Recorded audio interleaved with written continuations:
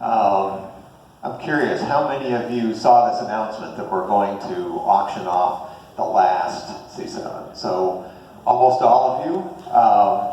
This was done in New York City. It was actually at a charity event.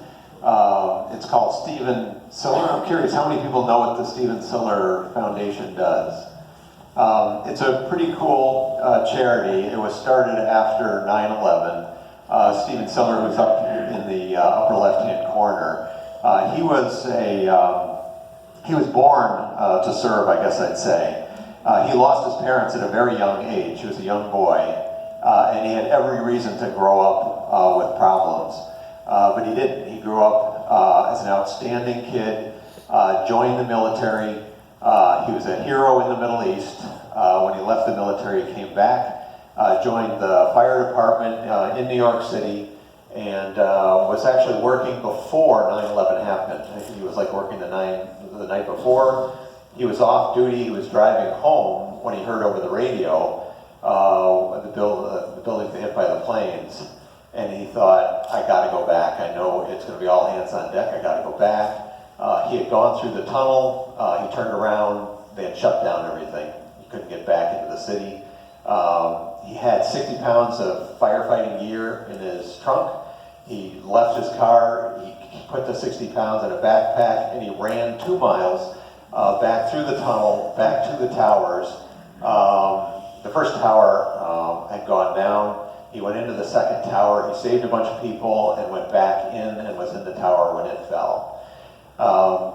He, like many other first responders, typically young men, some young women also, but typically they leave young families behind.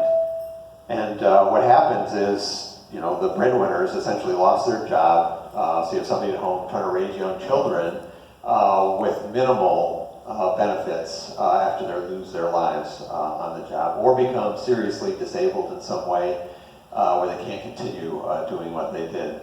So the Siller Foundation was started, and it basically raises money to try to take care of some of that problem. So depending on the situation, sometimes they'll just pay off people's mortgage. If they have a house, they'll just pay off the mortgage, so at least that part of their financial life is taken care of.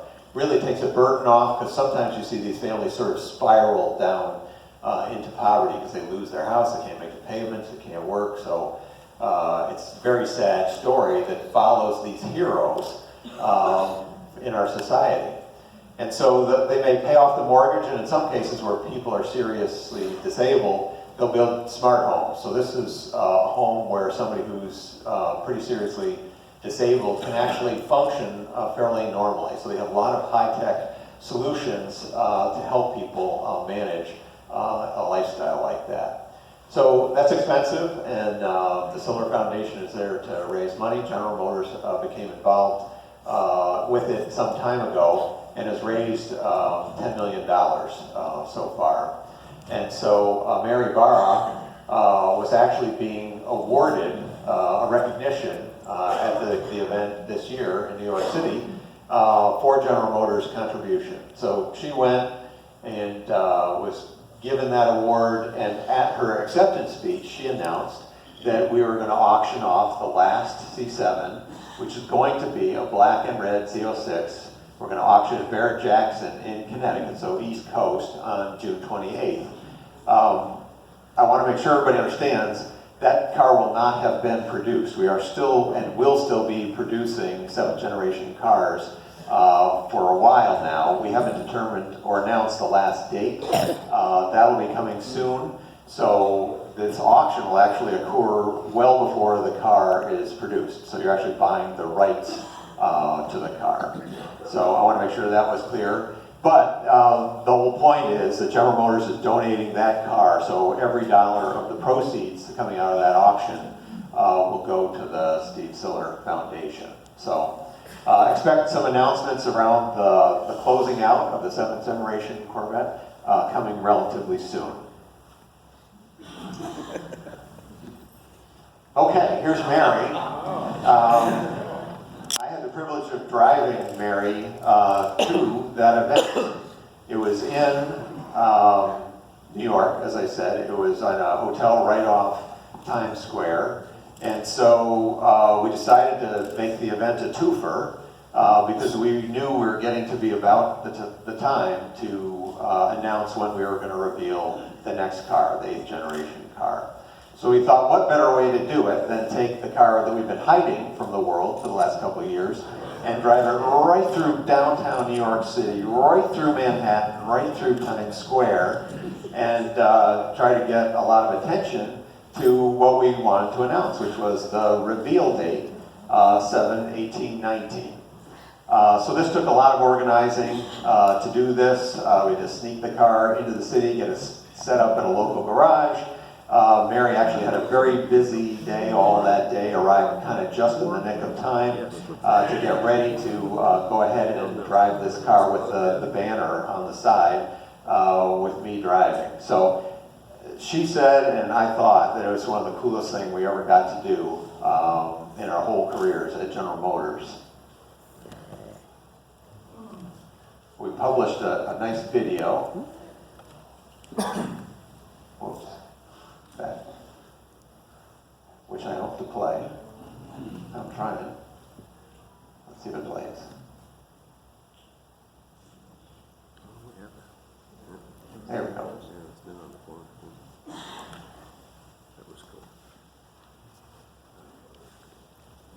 So here we come out of our secret garage. And actually the streets were not closed.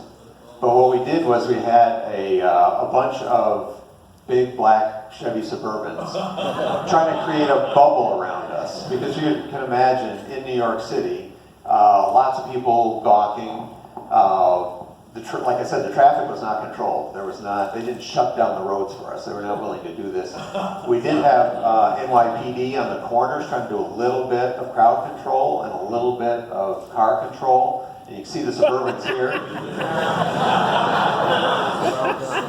But you can also see the other cars that are just kind of mixed in with us. Lucky people. A couple of happy campers there. Yeah. And here we are arriving at the event. To me, one of the most remarkable things of this whole thing was organized by a guy in his 70s who was riding a bicycle. Here we are getting to the event. So really cool, really fun.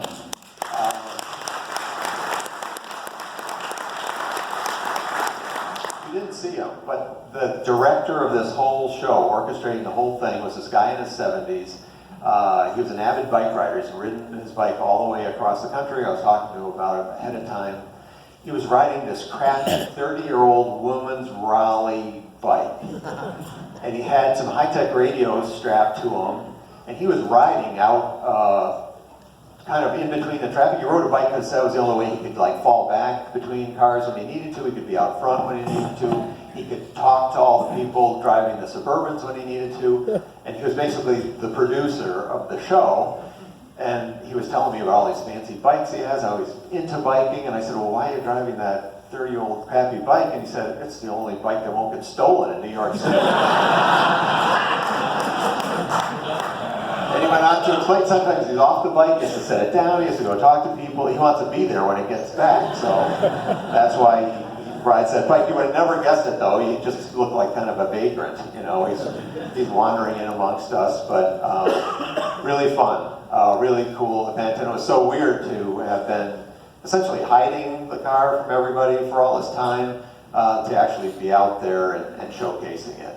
And there's a lot of articles been written. We got tons of media coverage. All we did was admit that yes, there's going to be a next generation Corvette, and yes, this is when we're going to reveal it.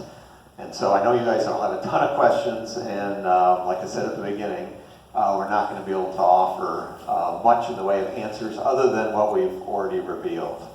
So I go back to this picture because there was a big debate over whether we wanted to acknowledge Zora Arkus-Duntov with some Easter eggs on the car. We on the program team thought this was a cool idea. This would be fun. In fact, we use those little, we call them Zora heads, as an addition to our General Motors standard ID to indicate that we're insiders. So that lets us get into places that only Team Corvette people should get.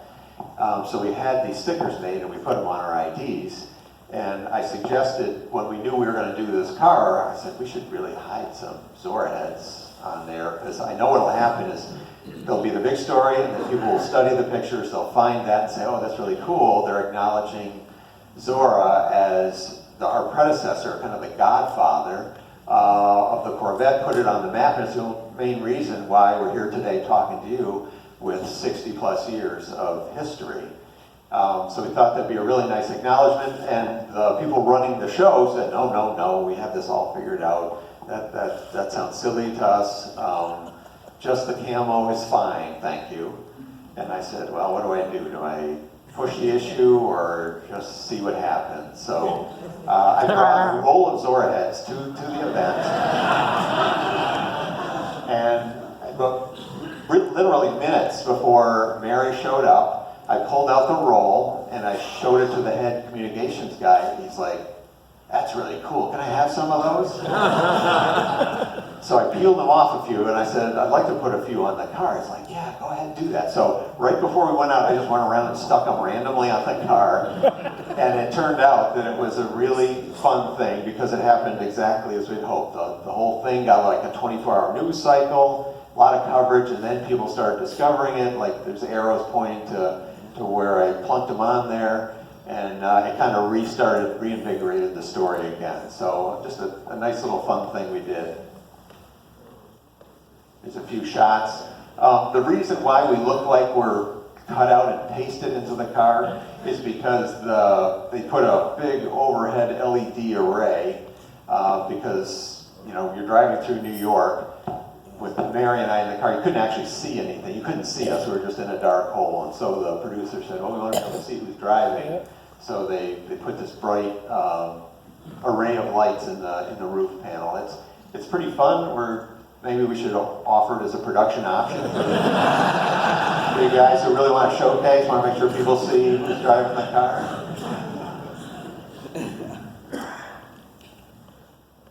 So there we are. Two happy campers.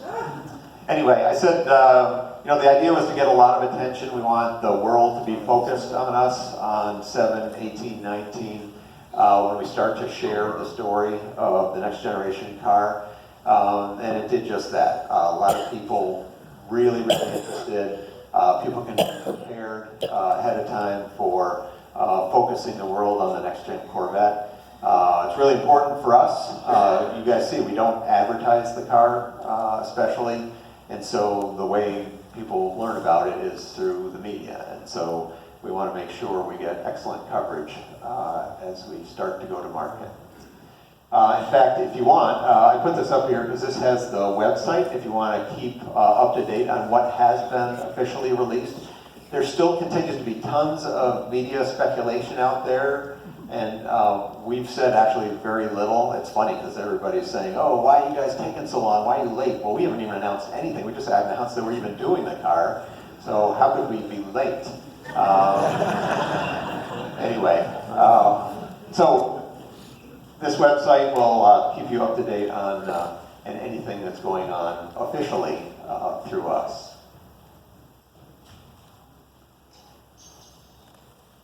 And what we're showing you here, you may have seen it already, is the new cross flags for the new car. And this is actually the startup animation in the center stack. So when you get in the car, you know how your car starts up. And it says Corvette by Chevrolet. This is the animation that you will see on the C8. So it's probably not as big a reveal as you were hoping for. But it's something. It's something that has not been official, that we have not showed to people. And we actually, Harlan is pulling it out, we actually have the first official real production of badges up here. That we can show you if you want to come up and look.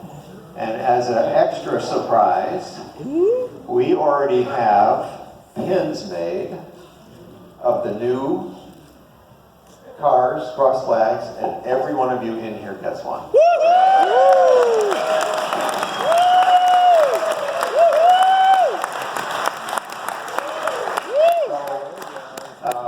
We'll have team members. We'll have team members in the back that are handing these out. We thought it would be really fun for you guys to actually take away something that's brand new on the new car. So, let me see if we got anything else. Do you have anything else? Oh, okay. So here's a parade of all of the cross flags, and it's so nice that we get to do this. You know, starting in 1953, and now extending in the foreseeable future. We're the longest running car nameplate in history, and with the 8th generation coming, that future is somewhat assured, at least for another generation. And so you see what's happening in the auto industry. It's very tough globally. A lot of cars are ending production. Not so for the Corvette. We think the Corvette's going to be around here for a long, long time. And anyway, it's really a tribute to you all, and thanks to you all, because we couldn't do what we do without you guys buying and enjoying the product and really being at the core of the whole Corvette community. You know, it has tentacles into the economy in a bunch of different ways, but it all starts here in Bowling Green. You know, designed in Michigan, built in Kentucky. We race them around the world. We sell them around the world, and as long as we can keep doing that, they'll still be a Corvette.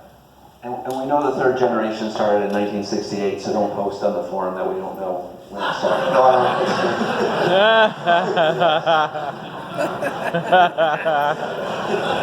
See, I tried it down already. So Kirk, did you want to say anything? I mean, this obviously the design for the new cross flags. It's an evolution of what we've had, but it does come out of the exterior studio. It's one of the small details that we work on, in addition to the whole big car. But we think about it, about how to make it more futuristic each time, how more modern and current it can be. So Kirk, do you want to say anything about it? Yeah, no, it's neat to have the timeline up here because you can kind of see how the flags evolved. And you know, for the modern era, I would tell you, we look to keep making the flags a little bit faster. And then, you know, they sit on the nose of the car, so we see them as like a sculptural element as well. So anything we can do to make them look as fast as the rest of the car, we're kind of doing. So, if you look around the studio, you'll see lots of aerospace kind of imagery, jet fighters, you know, high performance machinery, and that swept wing look evokes some of the most serious performance aircraft in the military. So that may be part of the inspiration. So that's the end of our formal. It's not? Oh wait, there's more? Oh yeah, that's right. Uh-oh. We have something more. I know you thought, how could they possibly do more? How is that even possible? But we do have one more thing, and I think Harlan's going to take us through this. Ooh. Next slide.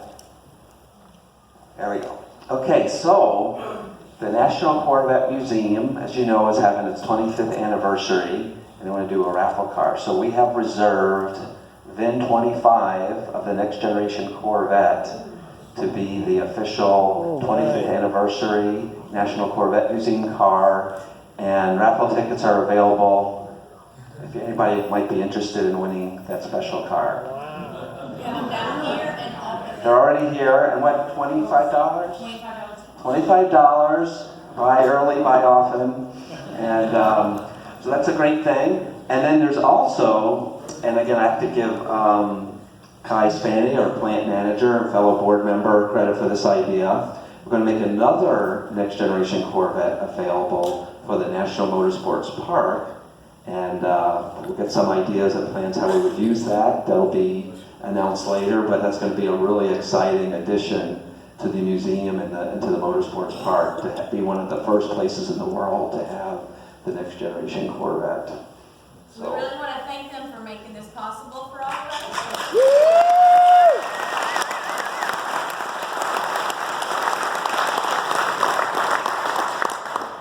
So the 25th anniversary at Labor Day, is after the reveal.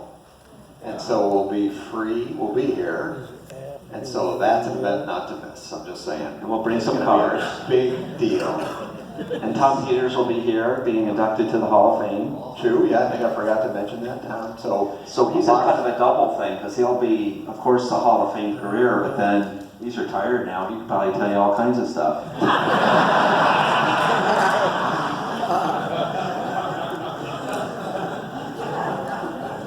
So, yeah, we'll look forward to seeing you on Labor Day. So, right here. Right here. Right here. Okay, first question. I knew the first answer we wouldn't be able to answer. We haven't said where the reveal is going to be. There's an extensive